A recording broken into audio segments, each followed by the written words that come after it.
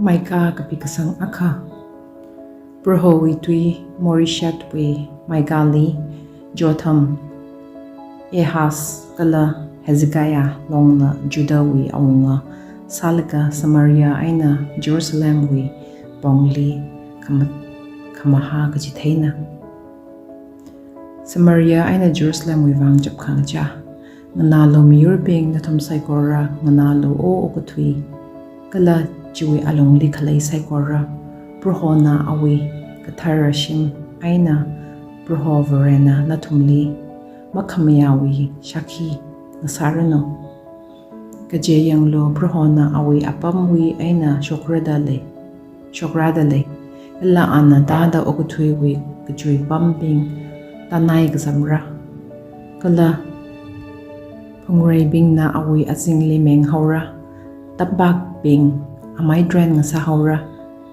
kuiru may ngalem liga hai thada turu arapli haigata tha haura saigor hi Jacob we kayon we wang Israel shimkhor we moray we wang na Jacob we kayon kamang jiki ji Samaria maning mala kala Judah shimkhor we moray ki ji Jerusalem maning mala ji wang aina ina Samaria le shiman ngasak khai laga kamasaili Thingkor, lungkor, kor gahai, thang sakra. Rakhatei, lingsang kawai, ngasa, ngasakra. Kala awi lungui bing ina tampakli, shireo tahawra. Kala awi shimpunga bing masay ngasakhawra. Awi miyawmu saikora, akha sami hawra. Kayorfu bingwi aina samkapang saigora may aina totami haura kala awi mewmu saigora ina kika masabay ngasak mara kaje kayorfu sada kamasawi aina mewmu bingji kasipkwi kala ji bingji kayorfu kamasali hanwa babamra yuwang ina kananglak aina japngajara ina Rai hok hai laga mohong hak aina zatra ramfu wi ka khong thada jap ngajara kala ostrich ping na ka khong thada japra kaje awi khama marai ka payana kala ji judali rashung haira ji iwi miyurwi ngavaili rapai haira Jerusalem li razu haira ji gatli mahangalu majaplakalu batle afrali natum jifuli ngaleolu natum mui shongfuli zatlu safirli kapamabing mohong hak aina mai shiri aina zeenan li kapamabing mashokalu Bethesel wi kanangda kajap jina Naning kawai bamji na tomwi aina kuitui haura. Kaje moratli kapambing na kapajili honjingjing hondale. Kaje makapaji brohowi aina Jerusalem ngavaili rahaira. Sikui kari sikui ping kalapshan haulu. Lakisli kapamabing Zion wi Naung lavuli moray kasa haukopok jina tumna. Kaje na tumwi alungli Israel wi kayon kamangji sabanga. Juiwang aina na tumna Morishat gatli. Kapangwi lemet mira. Exip wi shimkurbing Israel aunga bingli miknam ngasara. Ina na tumwi dungli kayuya akarang sakra. Merishali kapama bibing Israel wi dekamdeji adulam li rara natum khalata kui sikokhaulu natum wi legishia naumera bing wivang khalang sasha thada kui sikokhailu kaje athum natum wi aina raitha haura Maika kapik sangkhani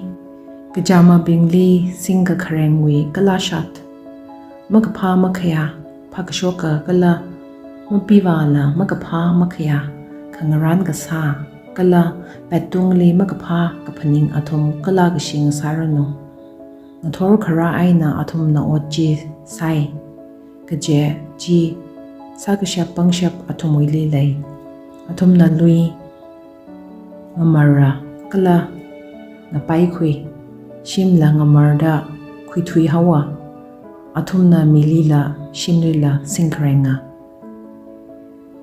khala lai lila singkrenga jiwang brohon na hithada hanga yanglu shimkhur hiwidungli ina magapha shok khawai khangran sadalaya jiwi aina na thumwi agahung mga thu thup mara kala na thum langsu sor mazat mara kajeji magapha atam masara jitanghon athum na thumli managashi la sara kala khananglak aina japmajara kala hithada hangra ithum shimanjaw haira ana iyurwi yarji ngajemi haira kathada ana iwi aina khuithui mi haukhala ithumui lui ithumli rai katha pingli ngiyarmi haira chuiwang aina brohowi yarui gzipli nawiwang kala yang mi khamai kipakha malai samara pau mahashokalu da athumna tamjithai kipana kha hikatha hi mahashok pai mara mai gashi ji ithumli mara shongmara hi hangi la o jeka poishimkhur prohoi mangla ji maji mirar thula hiping hi awi otsakla mashun aina gazata ajili iwi duina kamatha masami mala kana thumna iwi miyurli yangashe thada ngasunga chingri ka haiping raiwi kapaning malayla jihansu zatta khalaibing wi kajon raida mi hai iyur shinau bingli athumui ringa phashim aina kasham shokhai athumui naushinau bingwi aina iwi dekhamatei na thumna khuithui jaw haira nagar thui da zatlu kaje hi ngasam khawai pam maning mana makathar wiwang zakshilak aina shiman khangsak wiwang mi akhana masitui kala kakapik tui matuida ina na thumli drakhar aina zamui pau hashokra ta hangshang hangda akha a miyur hiwi pau hakashokana o jacob ina kachangkhat na thum saikor li kazipkhira ina israel we shakka haiji mana khira yaushang we yaunau thada yaw hompung li khalai yaw thada ngrung ning ka hai ina mi saikor kazipkhira raiban sokhame jina mangali zatra athumna sakhai laga ngavai kanjangra ji aina shokluira athumui awnga prohona mangali rida zatra maika kapika sangathum israel we kathana bingli makhamaya kala ina hanga nanalu jacob we akhawa bing kala israel we shimkhur khamunga bing mashun kathai hi na thumui wang maning mala kaphali ninga jai laga makaphali legishe na thum iwi mi bingwi ahui laishok khame bing kala athumui aphi arukui wi aina hem ka khui bing iwi mi bingwi aphi ka shai bing kala athumui ahui khalai bing kala athumui arukui sa kakazam bing sa thada sahamli katat kasangbing kala sa thada hambaili kahangbing jiwi thili athumna proholi chapta waura kha ana na thumli manghan ka mara jitharan ana athumui aina mai ngarai thui haura kaje athumna athumui otsak จากชิงสักเขาอีวิมีปิงลีท่านงุยก็ให้ยามรันปิงวิปองลีปรหอนหิตาตาหังอาทุมนาจากขวายก็เดียวค่ะเลยค่ะมาชิดเท้าเสือจีข้าอาทุมวิขมอร์ลีขี้ค่ะมาสังขเมปิงลีไรสาระจีหัวจิตาดะอาทุมวิวังขมาหามะขเลยเงียงสาระว่าพองขมิขงมิงสาระzimik na maran bingwi wang tun haura kala mashun la athomui tungli tangmangra maran bing mai shi haura khanong bing khaya khaura athum saigor khamor ka fu haura kaje varewi ngahan ka khami mlei thua kha ijanga pangshap na pemting hai prohoi mangla aina kala mashun aina kala yang aina Jacob li awi kayon kamang kala Israel li awi moray pongmi kawai hi nganalo Jacob wi shimkorwi akawabing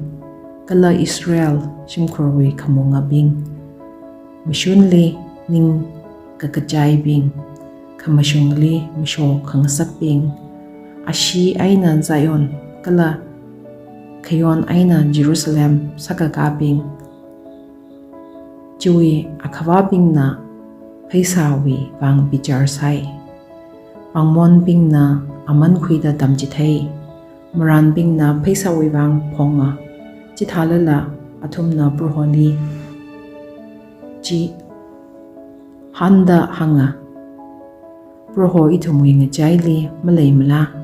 ithumui tungli makapha mara chui bang aina na thumui bang aina Zion li lui ka sau thada saura Jerusalem katek kakai khor ga hai thara kala khorum shimoi ka phong jila ngahong ka sha ng sa haura mai ka pi ka sang mati prohowi jingri ka hai khamong nauda hi thada shokra ka je prohowi shimoi phungrei ji phungrei saikor lui tungli chui mai thui da sakara phungra bingli chui mai ng sakra kala mi bing na jili longsangra kala yur ku chungkha rada hangra ralu ithum proho wi phungrei li kausa Jacob wi rewi shimli jaina ana ithum li awi shongfu hangji thaira kala ithum na awi pongli apongli chat khawai kaje Zion wi aina ayin chokra kala proho wi tui Jerusalem wi aina chokra ana miyur gchung khawi tungli bijar sara kala talak aina khalai kapanga yur bingli duitak tamira kala athumna athumui rai khaiji tin sakhwira kala athumui kazai sikau sakhwira Yurna yurwi dungli rai khai makhang mara athumna rai ka sa ko ho matam loi mara kha mi ka jiwa ka ji jawi rakharong kala khawrarong wi azing li pamra kala khina kha athomli mangaching sakmara ka je saikora wi brohona hanghaira ka je mi yur saikora na ka ji jawi vare wi mingli khorumra kha ithumba ithumwi vare prohowi mingli katang mawaila satra Israel hanung lui shikra chitong hon phai ka tek ping kala kasham ka haibing kala ina khanang sak ka haibing li ina ka zipkhira da prohona hanga kala phai ka tek ping li ina shak ka hai nga sakra kala hor ka haibing li kapanga yur akha nga sakra kala Zion ka phungli brohona ithumui tungli arui aina dak thuida katang mawai la mura kala na o yaushongwi na shanphung Zion now ngalavu wi phungra nali hithata shokra kharewi ungpam chi hanmira Jerusalem wi now ngalavu wi ungpam chi arui khisada panglak aina chapkhala nawi alongli awnga malai mala nawi majin me shiman haida nau khare prei vu thada ring khangala prei nau akhana nau khare thada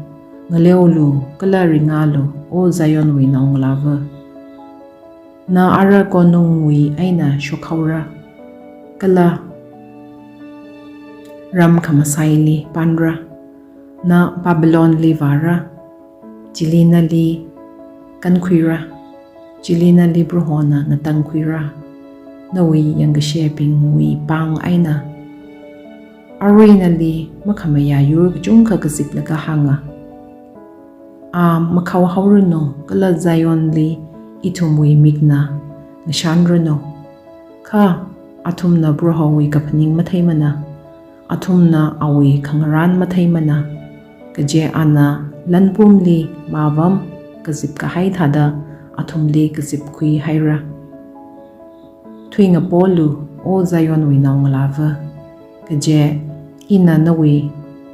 angaji maring sang sakra kala nawi phaimareng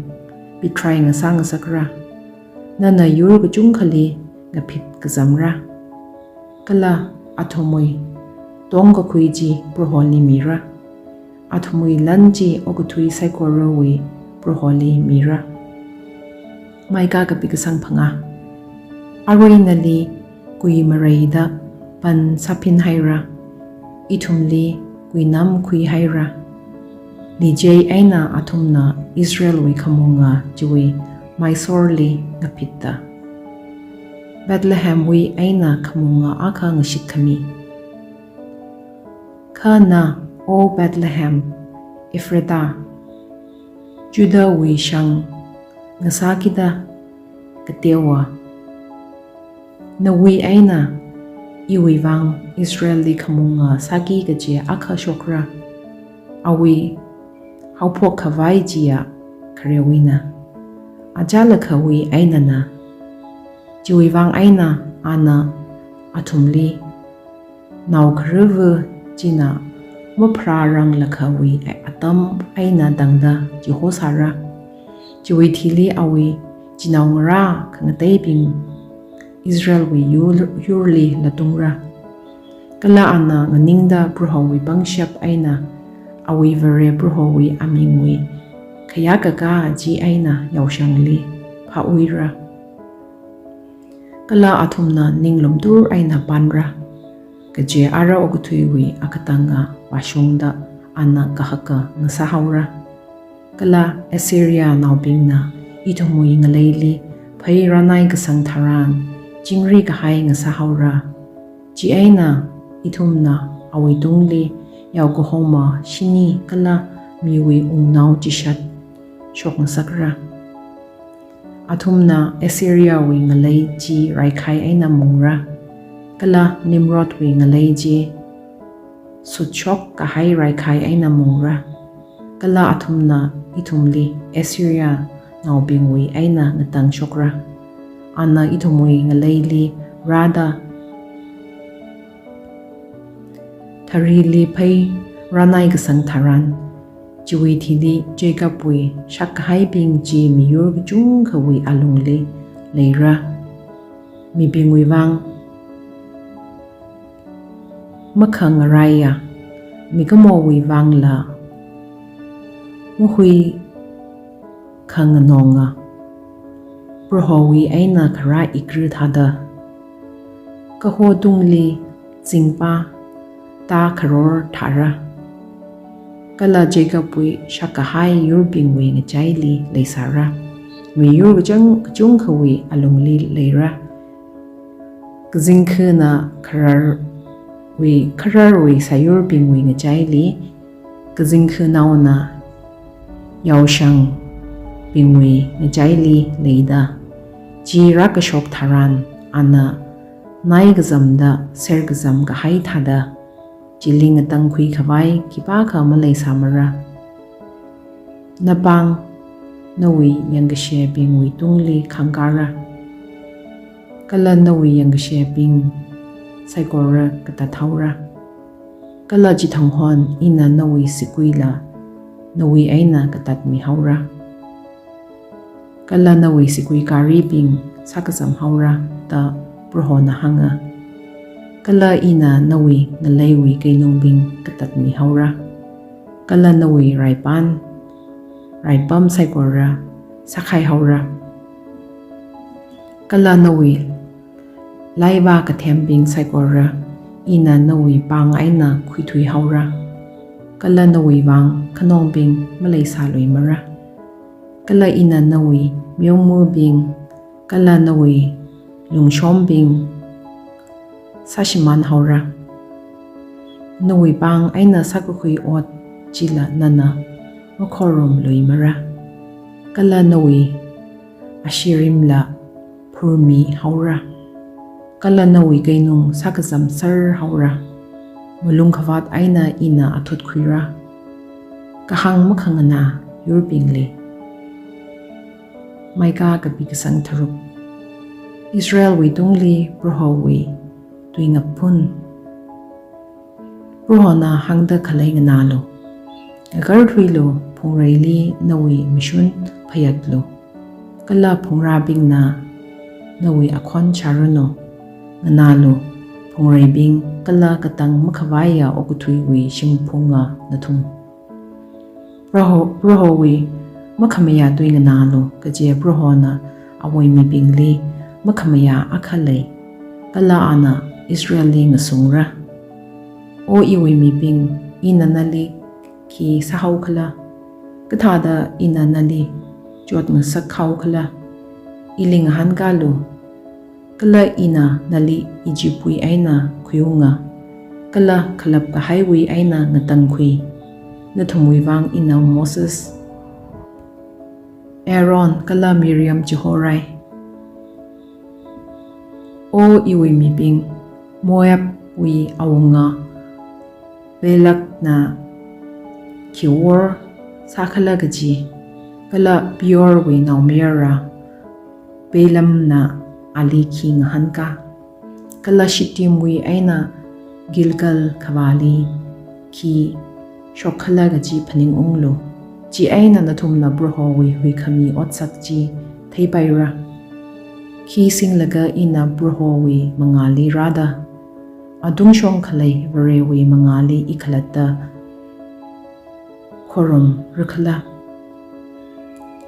awi mangali rikata kajikat kum khawi seinau singlaga warula yawwa thing thau kongra thingkha miyakha brohona ningyang ungrula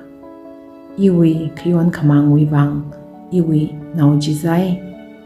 imangla wi more wi wang iwi asawi athai mirula o mikumo kaphaji khikla kaje brohona jithai mi haira kala brohona nawi aina khi ningjang khala gaji jia mashun aina gasa lukhamashan lika ka hau kala ningmjingda vreli ngaso gazat maning mala keinungli khalai bingli brohona hanga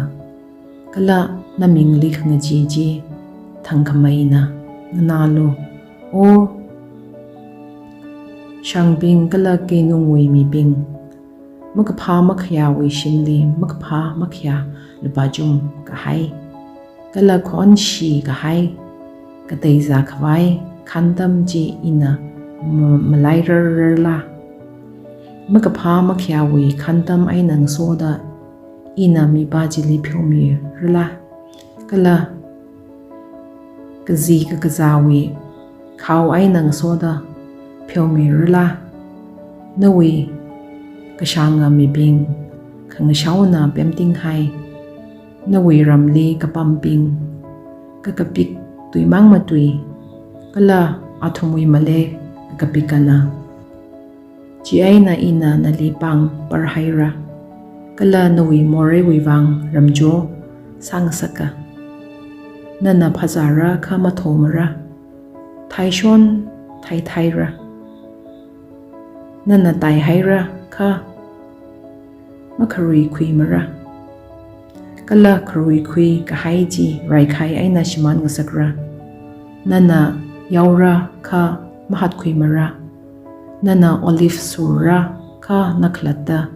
khaneu masam phangmara nana trokha thei sura kha khamang masam phangmara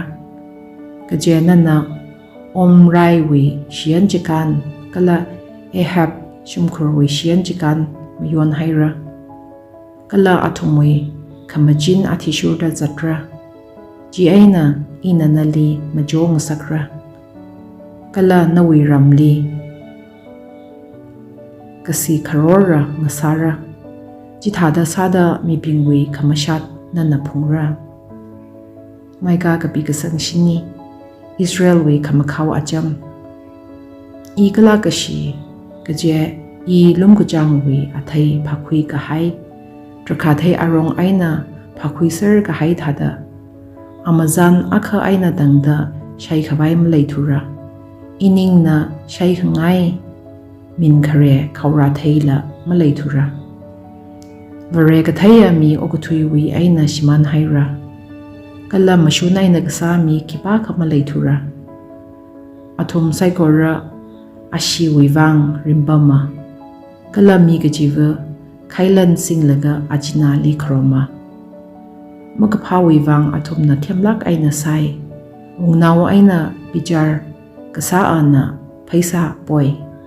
kala khangam mi jina awi makapha sakhangai ji hangzata hithada athumna otsakruma athumwi ngajaili phamai kap kaje jia phanang ga thana mashung makeup kajena kashat ka thana athumli yangi gaji kala athumli tandi mi gi gaji atamra haira ara athum unga pa ki gaji nai haira khongnai nawli maji hanalu ngasot nawli mashit sangalu bravely kahang aina dangda mahang phaphalu kaje anaw miyarana avavuli ningajai anaw nglabana avavuli ngaruka arihavana anivuli jithapapama yangashe jiya akhlata awaishim khurwi mi papama igajanga iva proholi yangthura iwi huikame vareli ngaraithura iwi varena ili shamira prohona huikami khirami o iwi yangashe iwi dungli mamathanalu ina konglui lela ngagar thui luira ina tangkhamangli kapam tharan prohona iwi kohor ngasara prohowi malung khwachi ina phungra kaje ina awi mangali morei sahaira ana iwi wang maphayat mirang lakha kala tuitak mata mirang lakha aina tangda phungra ana ili kohorli khushok mira awi ngatang khami ji ina thaira jiwi thili iwi yangashe na thaira kala nawi vare broho kali leikhla ta kahang bavu khaya malara imikna ali yangazira kala janre wi jifu thada naigazamra nawi raiban sakaga zimik rara dale jithang nawi thari gajungkha matai sangra jithang hon Assyria wi aina Egypt wi aina kong shamatru wi aina shamatru kala phungrei wi aina phungrei jiwi alongli khalai athumna nawi li rara kha oguthui hi mi pingwi wang aina kala athumwi otsakwi wang aina ramjo sahaura nga hong thingphaili nga chak yang aina khalai nawi yaubingli khamsui singda hommilo ajala khawi thada athumli patient aina gileadli phaza runu Egypt ngalewi aina nathumna shokthang thada ina athumli matakhak kahai ot saji thaira Rubing na jithaida awi bangshap saigora wiwang khaya khawra athumna athumwi pang khamor kafura athumwi khana ngakho khawra athumna pharu thada jifu malekra ngo gazada yur hat thada athumui raiban wi aina ga thiri shokra kala proho ithumui vareli athumna ngajira rang latungra kala nawiwang aina athum ngajira khayon khamang pheu khami nagatha vare khipale awi shimlui ka shakka highway wang salang ka haili juho khami khibale anagatang mawaila awi malung khawat magazip haimana kaje makhanga jai legishili awi ringa phale ana athumui tungli lumashan luishidra ithumui khyon khamang phai aina naishan haura nana ithumui morai sai korra gathuka shamadruli horsang haura ajala kha nana ishawa ngarali nashit khami thada nana jacob li ningatong kala abraham li legishi ji chithaira